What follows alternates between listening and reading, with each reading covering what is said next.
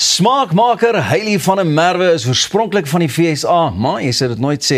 As jy hoor hoe mooi sy haar rol nie.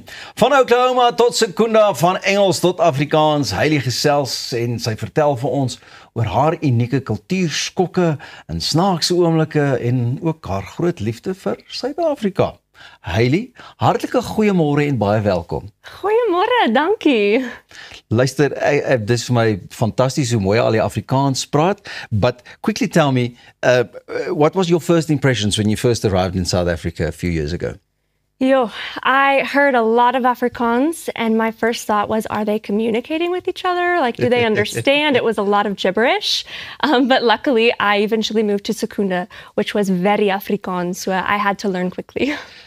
And what a shock. I can just imagine. I mean, especially in the platteland, the people are scared to talk English. Absolutely, yes. You recently also traveled through the holidays and, during the holidays. Would you rather spend the holiday here or would you go back to the States?